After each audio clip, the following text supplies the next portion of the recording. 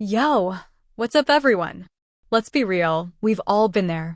You're broke, rent's due, and your best friend, let's call him Dave, is your last hope. But here's the burning question. How many times can you actually borrow money from Dave before you officially become that friend? Now, I know what you're thinking. Friendship shouldn't be transactional. And you're right.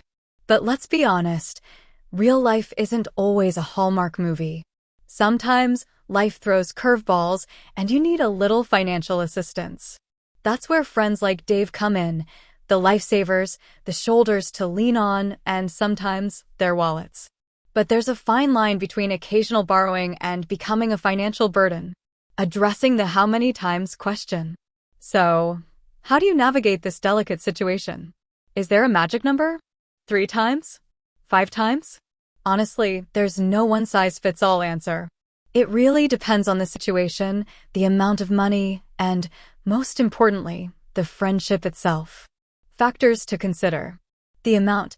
Borrowing $20 for coffee is different from borrowing $500 for rent.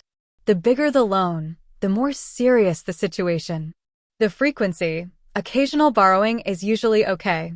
But if you're constantly hitting Dave up for cash, it might start to feel like you're taking advantage. The repayment. Do you repay loans on time? With interest?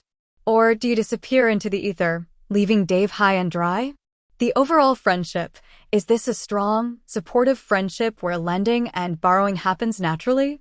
Or is it a one-sided arrangement where you're constantly asking and Dave is constantly bailing you out? Finding the balance. The key is finding a balance.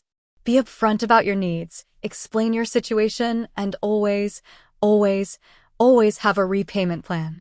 Don't make empty promises. And most importantly, be mindful of Dave's own financial situation.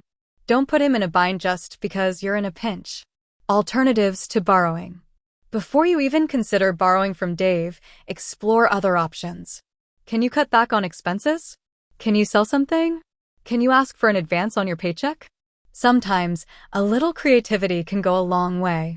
Ultimately, the most important thing is to maintain the friendship.